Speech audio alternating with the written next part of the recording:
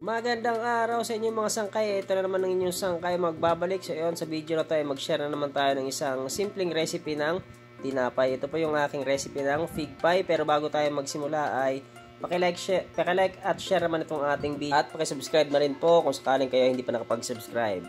Yun, bali, simulan na po natin yung paggawa ng ating simpleng tinapay. Una natin gagawin ay yung filling itong ating fig pie. So ayan, nandiyan na po sa ating screen ang kompletong ingredient at sukat itong ating palaman ng ating fig pie. So ayan, isulat nyo na lamang po para hindi nyo makalimutan. So bali sa point na yan ay dapat ay mix muna natin pag nailagay na natin yung mga ingredients na yon na inyong nakita sa ating video. So ayan, bali wag po kayo basta-basta magpa-fast forward para magawa mo nyo po ng maayos itong ating recipe ng fig pie.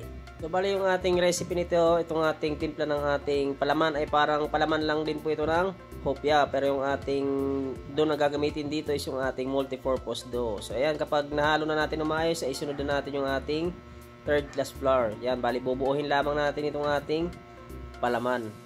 So bali sa mga hindi pa nakapasyal sa aking YouTube channel, ay pasyalan nyo po yung aking YouTube channel mga sangkay dahil marami na po ang naka-upload na recipe about baking sa aking YouTube channel. Marchel TV din po. Sigurado po akong makakatulong po sa inyo ang mga video na nandun sa aking YouTube channel. So ayan, dito sa part na ito mga sangkay, kung sakaling malambot masyado yung ating palaman ay pwede po kayo mag-add ng konting harina. Huwag nyo pong sasobrahan para hindi po maging matigas ang ating palaman. Yan, kapag ating ang namasa itong ating palaman ng ating fig pie ay pwede na nating itabi. At kapag nagawa na natin ang ating palaman ay pumunta na tayo sa ating susunod na gagawin. Bali yung ating dough. So dito sa part na to ay gagawa na tayo ng ating dough.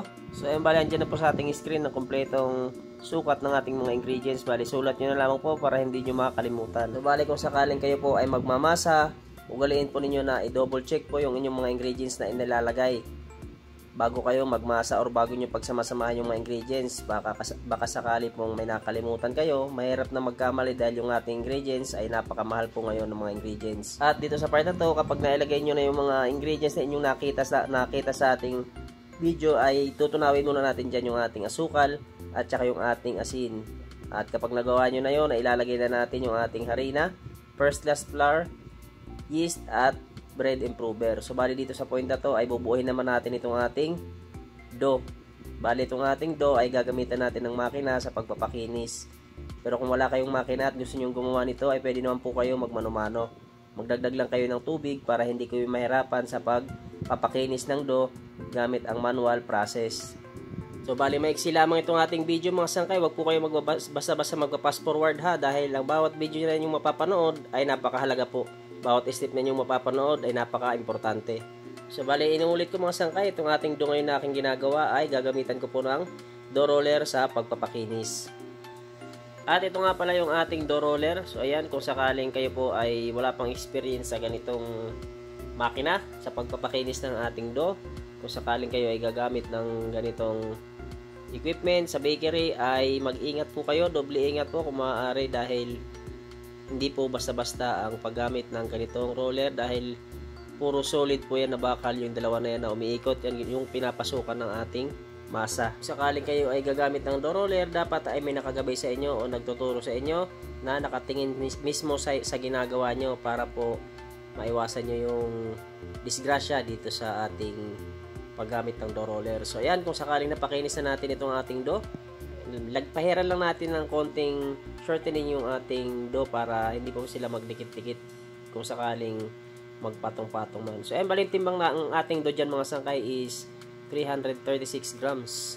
So bali dito sa part na to mga sangkay, isa sa pinaka-importanting part ng video na ito yung mapapanood, dahil ito tinitimbang pa lang natin dito yung ating dough ng ating fig pie, ay alam na po natin kung ilan yung magiging hiwa or cut ng ating fig pie kada baston. So bali meron tayong magagawa dyan na 5 baston ng fig pie dahil meron tayong 5 pabalat na cut. So ayan, 336 grams. Dito naman sa ating palaman ay mayroon tayong 140 grams.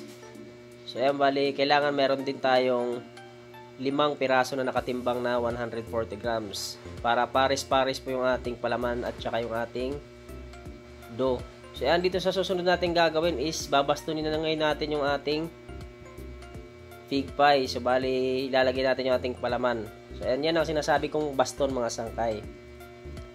So yan, bali sa isang baston yan mga sangkay dapat is mayroon tayong 12 putol. Kapag hindi nyo kasi tinimbang mga sangkay, hindi nyo matatansya kung gaano karami nga ba yung maaaring maging cut nyo ng bawat baston. Hindi katulad nito kapag tinimbang nyo is alam nyo na kaagad kung ilang cut ang magagawa nyo sa isang baston. Sa madaling salita, hindi pa po naluluto yung ating tinapay, alam nyo na ang posibleng magiging benta or kita ninyo dahil nga nakatimbang na ang bawat baston ng inyong tinapay at alam nyo na ang mga posibleng cut or slice ng bawat baston. So ganoon po ang kagandahan mga sangkay kung sakaling mayroon kayong costing na tinatawag. Nagko-costing po kayo. Dahil kapag kayo ay nag-costing, hindi mo pa man nagagawang iyong produkto, ay alam mo na yung posibleng magiging dami ng inyong magagawa. At alam mo na rin yung posibleng magiging benta mo kung sakaling mauubos mo ang inyong paninda. So ayun, sana makatulong po sa inyo ang video na to mga sangkay. Dahil simpleng recipe lamang itong ating gagawin, napakadali lamang nitong sundan. Huwag lang kayong magpa-fast forward para masunod nyo po ng tama yung mga step na ating gagawin dito sa ating paggawa ng fig pie. At kung nagustuhan mo naman ang video na ito ay huwag kalimutan mag-like at share ng ating video at pakisubscribe na rin po ng aking channel kung sakaling kayo po ay hindi pa nakapag-subscribe. At dito sa part na ito mga sangkay, kung sakaling nabaston na natin lahat ay kung papansin nyo ay medyo linapad lang natin ng bahagya. So, ayan, medyo diin-diinan nyo lang ng bahagya mga sangkay ang inyong binaston na fig pie. At sa punto na to ay pagkatapos natin mapalapad ng bahagya ay tusukan lang natin ng tinidor. So yan, bali pahingahin muna natin or paalsahin muna natin bago natin isalang. So yan, dyan sa part na mga sangkay, pinaalsa ko yan ng 1.5 oras. So meron tayong isang pirasong itlog, bali papahiran lamang po natin sa ibabaw bago natin isalang. Inuulit ko, pinaalsa ko po yan ng 1.5 oras at papahiran muna ng itlog bago natin isalang. Bali kung wala po kayong itlog, pwede naman po kayong magpahid ng evap milk sa ibabaw ng ating tinapay. Mas maganda po kasi yung itlog mga sangkay kung ang ipapahid dahil mas mapula po siya kapag naluto. So dito sa part na to ay isasalang na po natin. Bali yung init ng ating oven is 160 degrees Celsius at gagamit tayo ng katamtaman lakas ng apoy. So nabangan nyo na lamang po kung ilang minuto nating lulutuin yung ating fig pie. So bali wag po kayo magmamadali dahil medyo malaki yung ating tinapay, baka po mahilaw. At dito sa part na to, after 18 minutes mga sangkay, alisin na po natin yung ating fig pie. Bali, after 9 minutes sa ibaba mga sangkay is inangat po natin at niluto rin natin ng 9 minutes sa taas. So bali, 18 minutes nating niluto itong ating fig pie. At dito sa part na to mga sangkay is pinalamig ko muna yan bago ko i-slice. Gaya ng sinabi ko kanina, bawat baston is may slice po yan na 12 piraso.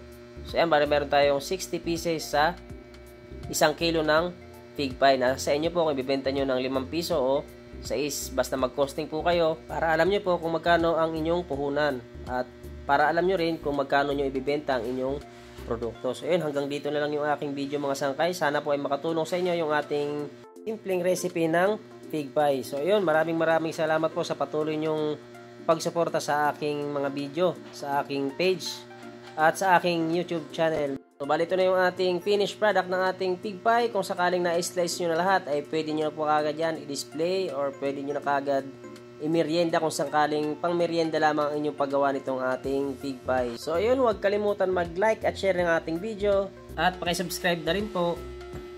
Ito na yung ating napakalambot na fig pie.